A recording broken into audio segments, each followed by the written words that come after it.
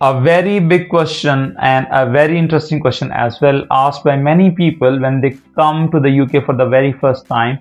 Specifically, people from Asian background, when they come to the UK and they look for the job, they have this confusion in their mind that whether they should look for a job in a company or an organization which is run by or which is owned by local British people, or organizations which are well established like KFC's, McDonald's, or like grocery stores, Sainsbury's or Tesco's, or you should look for a job in an organization or a company which is run by your own people. For example, I'm from Pakistan, so shall I look for a job in a company which is basically owned by Pakistani person, or shall I look for a job in an organization which is basically run by local British people? So in this video, I'll be talking about some advantages and disadvantages.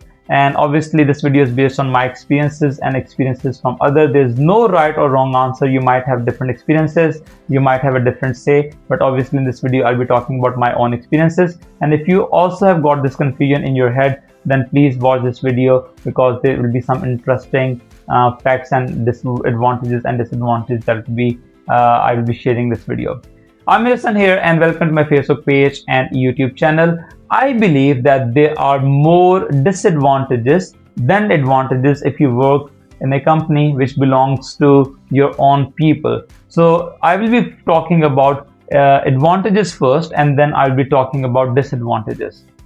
So I believe that advantage number one is that you do not need to explain yourself when you are looking for a job. When you go to a local Desi restaurant or a cafe, for example, the owner is also local. The workers, most likely they'll be also from your own culture. So when you go there, you look for a job, you ask for a job, and if they have a job, you do not need to explain yourself most of the time, because they already know that what sort of hardship you're facing, and you can get sometimes jobs quite immediately. But on the other hand, you literally have to go through a recruiting process, interview process, if you're looking for a job which is basically advertised by local British people or companies like KFC's or McDonald's. So this is the plus side of it, because you don't need to explain yourself a lot.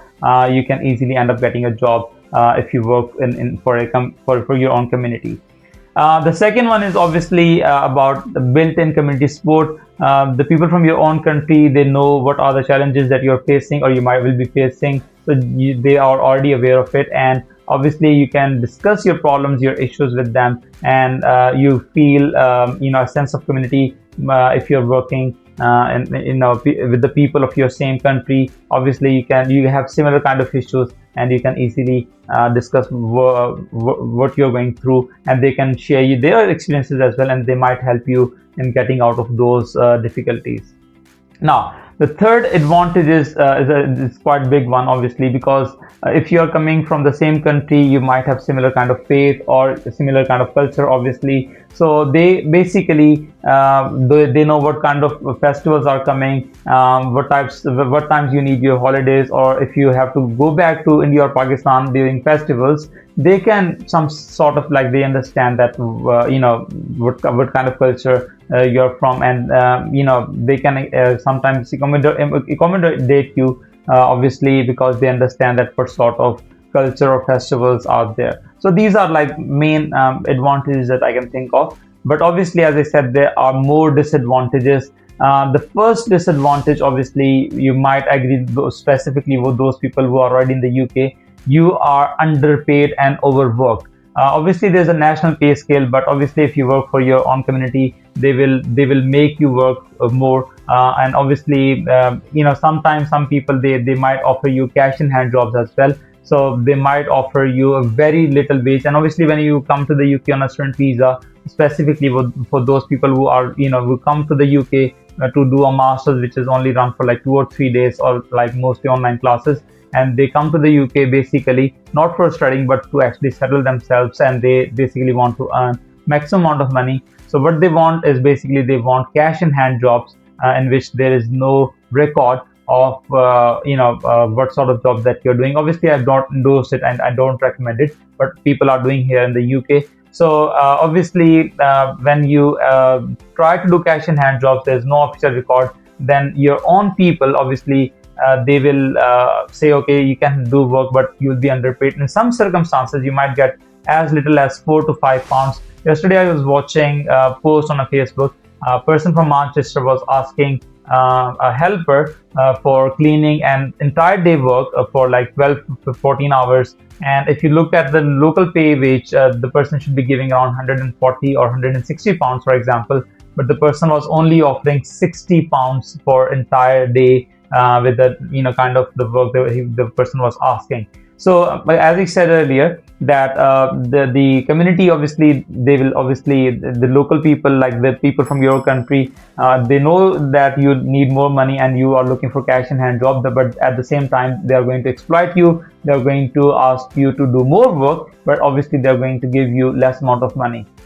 And the second thing, obviously, which is also part of it, is that because there's no formal interview process, sometimes there's no contract, and which means that there's no right. Obviously, when you work for KFC or McDonald's or a company owned by the local person, and if when you apply, there's a proper recruiting process, there's a contract, there are some terms and conditions, but there's no contract. It means that you have no rights. And I've seen many people, and I've seen stories as well. Some people, they do a job in a grocery store or butcher shop, for example, or a restaurant, but they are not paid a single penny at the end of the month, and then they just have to go to another shop to actually find another job. So this can happen, and your own people, I've seen that they do these kind of tricks with you. Obviously, they know that you are in need, so they will immediately offer you a job. But at the same time, after a few days or after 10 days, after you put so much effort in, they might say, okay, we don't like your work and you can just quit. We will not pay you anything because you have not done enough,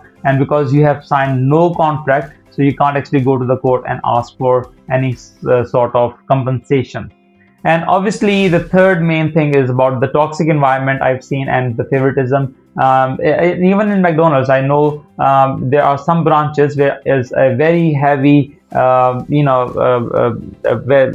which is basically the large number of staff is actually Desi, for example. So if you are working in that McDonald's, for example, or KFC, then there will be quite toxic environment, or those kind of issues that we face in subcontinent. You will face the same kind of issues in that restaurants, like bullying, or for example favoritism, or you will see that kind of a toxic culture that you are used to. When if you have done job in in Pakistan or India, you must be aware of what kind of toxic environment I'm talking about. So you will be able to experience very similar kind of environment when you work for your own people here in the UK, because the roots are very similar. We have got same sort of mindsets. When we are working in a group, we sometimes create that environment which is not good for other people. Yes, obviously there might be some organization or companies, there might be a good environment as well, but as far as I know, the environment is quite toxic. And obviously the next disadvantage is obviously the limited career growth, because because there's sometimes no contract, or even if there's a contract as well, as I said, there's a favoritism kind of stuff. So you might not go up the ladder even if you're putting in much effort in, because sometimes your work is not cherished, and sometimes they do not give credit to what good work you have done. So this kind of issues that you may face, so you must be mentally aware of. And then obviously the last disadvantage is very hard to say no, because you belong to the same cultural environment, so they will keep pushing you to do some extra work without giving you some sort of compensation, or without giving you some sort of extra money. And obviously what I've seen is the last disadvantage, maybe disadvantage number 6, I've talked through 5 disadvantages, is about holidays. When obviously you work in a company which is owned by which is basically owned by local Britisher or big organization, you have to give your employee holidays, which has to be paid holidays. So for example, there are 28 paid holidays that you must take. There is no compensation if you do not take the holiday, but because they want to have good work-life balance, so you are paid for those holidays.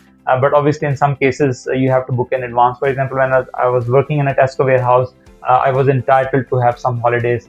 But obviously if you're working for a company which is owned by your own people, there's no concept of paid holidays, unfortunately. They will basically make you feel guilty if you want to go out and enjoy your holidays, which has to be paid. they will not let you go. And I've seen it, and people from Pakistan, like who work in the UK, when I talk to them, they have told me this particular scenario that if there's no holidays, to be honest, like no paid holidays, the owner of the business will basically ask you that, okay, if you want to go to a holiday, it has to be unpaid, so they will not pay you. And obviously, because they have given you some extra work, cash in hand, for example, so you cannot go to the court, for example, and ask for compensation, because obviously you have also taken some favors which are undue and obviously not legal as well. So in this video, I've talked through some advantages and disadvantages. If you have a different opinion, and if you have similar kind of experiences, please do write in the comment section, so that I might know, and my viewers also know, that what kind of experiences that you have faced. If you have a different story to tell, please do write that in the comment section as well, because it is quite an interesting debate and interesting discussion. And obviously, please do like and subscribe my channel as well. And if you have any questions about PGCE or any other thing in the UK, please do write that in the comment section as well. And if you want to watch a video about any specific topic, please do mention that as well. I will try my best to make a video on that topic. One more thing, I will, as I said earlier, that I will be making videos on my journey of losing weight. I have uploaded videos a few weeks ago, but I'm going to make a video series as well, which is coming up soon. There will be 17 episodes in which I will be talking about my own journey, about how I lost weight and my struggles, because my weight keeps on fluctuating quite a lot. But I've seen that the current recipes and current diet that I'm following, which is very, very good. So if you're interested, please stay tuned to my channel, because the video series is going to be, I'm going to put on my YouTube channel soon. So hopefully you will enjoy that video series as well. If you have any questions, please write in the comment section. Thank you so much for watching my videos. I'm Hassan, signing off.